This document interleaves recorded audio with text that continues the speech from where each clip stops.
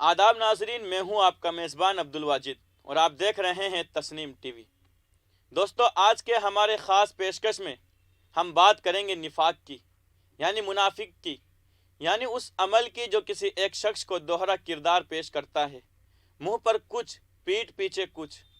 कुरान में सूरह हज की आयत नंबर 38 में कहा गया है कि यकीनन सच्चे लोगों के दुश्मनों को अल्लाह खुद हटा देता है। कोई खयानत करने वाला नाशुक्रा अल्लाह को हरगिज पसंद नहीं है। अमानत में खयानत करने को नबी अकरम सल्लल्लाहु अलैहि वसल्लम ने निफाक की अलामत करार दिया है। निफाक ऐसी खतरनाक बीमारी है कि आदमी इसमें मुब्तला रहते हुए भी इस बीमारी का एहसास नहीं कर पाता। होता यह है कि जब आदमी मुनाफिकत का शिकार होता है, यानी चुगलखोरी, पीठ पीछे साजिश, मुंह पर दोस्ताना, दिलों में बुग़्ज़, जब कोई शख्स इस मर्ज का शिकार होता है तो उसे बजाय पशेमानी होने के अपने आप पर गुमान होने लगता है कि वो बहुत बड़ा काम कर रहा है, लोगों की मदद कर रहा है, कौम की इस्लाह कर रहा है, हालांकि वो एक बड़ी बीमारी का शिकार हो चुका होता है। मुनाफिकों की कुरान में शदीद अल्फाज में मजम्मत की गई है, लेकिन इसे हकीकत कहिए, सच्चाई कहिए या फिर बहुत बड़ा अलमिया कहिए कि कुरान की पढ़ने वाली कौम ही इस बीमारी का सबसे ज़्यादा शिकार है। ज़रूरतों के मुताबिक रिश्तों को अहमियत दी जाती है। किसी भी शख्स की खामियां, कमियों और बुराइयों को पसे पुष्ट डालकर उसकी कौमी हैसियत, ओहदा, दौलत, इक़्तिदार को देखकर अहमियत दी जाती है। मोमिन, मुखलिस, ईमानदार, सच्चा शख्स हमारे कौम का सबसे बेवकूफ़ शख्स बन के रह गया है। धोखा, मक्कारी, अय्याशी, वादे पर खरा न उतरना, बात बात में झूठ बोलना इस दौर की खासियतों में शामिल है। दूसरों को अच्छी अच्छी बातों का रात दिन सबक पढ़ाया जाता है, लेकिन उन्हीं बातों पर खुद अमल नहीं किया जाता। अपने बच्चों को झूठ न बोलने का सबक दिया जाता है, लेकिन खुद की झूठ बोलना आदत बन चुकी है। दूसरों को बदउनवानी न करने की हिदायत तो बड़ी आसान है, लेकिन अपने आप को बदउनवानी से दूर रखना मुश्किल है। दूसरों को कह दिया जाता है कि अपने माँ बाप से अच्छा सलूक करो, लेकिन खुद का रवैया अपने माँ बाप के लिए बहुत ही खराब होता है। जुबान से अल्लाह की तौहीद का ऐलान तो होता है, लेकिन उस पर अमल नहीं होता। अपने हुजूर सल्लल्लाहु अलैहि वसल्लम की अहादीस तो पढ़ते हैं, लेकिन उनकी सुन्नतों पर अमल नहीं करते। हम कुरान को अपनी किताब तो मानते हैं, लेकिन कुरान में जो लिखा है उसे नहीं मानते। इसी को मुनाफिकत कहते हैं, और ऐसे अफराद को दुनिया में कामयाब समझा जा रहा है। और ये तमाम खामियां दूसरी कौमों के मुकाबले में मुस्लिम मुआशरे में ज़्यादा देखी जा रही है। इनमें हम तो क्या, हमारे अमाल तो क्या, हमारी इबादतें भी पाक नहीं हैं। मस्जिदों में चंदे, मदरसों की मदद, यतीमों की सरपरस्ती, बेवाओं की किफ़ालत इस नीयत से नहीं की जाती कि हमारा दीनी और कौमी फरीज़ा है, बल्कि इस नीयत से की जाती है कि इसमें अपनी हैसियत और अपनी दौलत का मुजाहिरा होगा।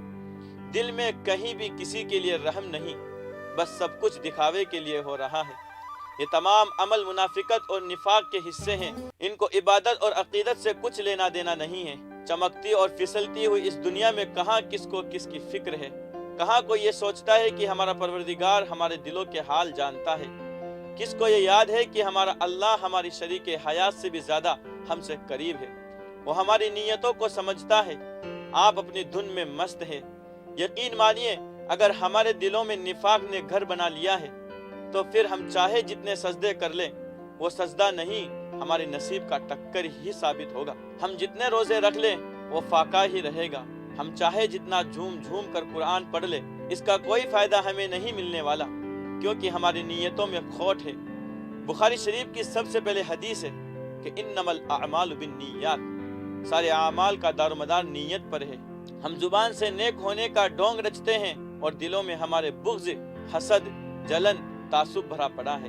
हुजूर अकरम सल्लल्लाहु अलैहि वसल्लम ने फरमाया कि 4 अलामतें अगर किसी में पाई जाए तो वो मुनाफिक होगा।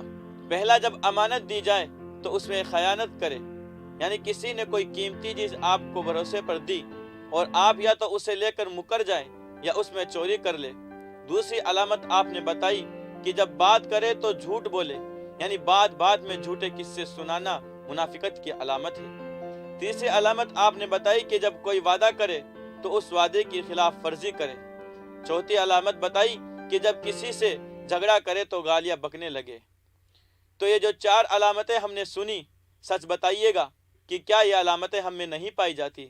بتا نہ سکے تو سکون سے سوچئے گا اور اپنی شخصیت کا جائزہ لیجئے گا، کیونکہ نفاق کی بیماری سے بچنا، اس کا علاج کرنا اور اس سے دور رہنا بے حد ضروری ہے۔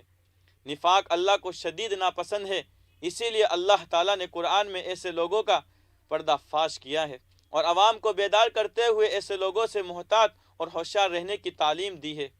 سورہ بقرہ کی آیت نمبر 12 میں ارشاد ہوا ہے کہ جان لو بلا شبہ وہی فساد کرنے والے ہیں لیکن وہ شعور نہیں رکھتے، یعنی جس کو یہ اصلاح سمجھتے ہیں یہ تو عین فساد ہے، لیکن جہالت کی وجہ سے یہ سمجھتے ہی نہیں کہ یہ فساد ہے۔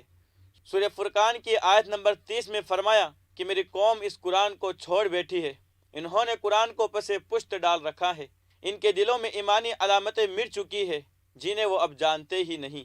ان حضرات نے اہل ایمان کا لبادہ اوڑھ رکھا ہے لیکن دل و دماغ میں گمراہی ہے، کج روی اور مکر و فریب بھرا ہوا ہے۔ سورہ بقرہ آیت نمبر 16 میں اعلان ہوا کہ یہ وہ لوگ ہیں جنہوں نے گمراہی کو ہدایت کے بدلے میں خرید لیا ہے، بس نہ تو ان کی تجارت نے ان کو فائدہ پہنچایا اور نہ یہ ہدایت والے ہیں۔ قرآن بار بار میں منافقوں کی مذمت کرتا ہے، لہٰذا ہمیں سب سے پہلے یہ دیکھنا ہے کہ ہم نفاق کا کہاں تک شکار ہے، پھر ہمیں نفاق سے دور رہنے کے لیے اچھے دوستوں اور صحبتوں کی تلاش کرنی ہوگی، اپنی تنہائی کو پاک کرنا ہوگا، اپنے قوم اور اپنے ملک کی تعمیر و ترقی میں کردار ادا کرنا ہوگا۔ آج کے ہمارے اس خاص پیشکش میں بس اتنا ہی۔ اللہ حافظ۔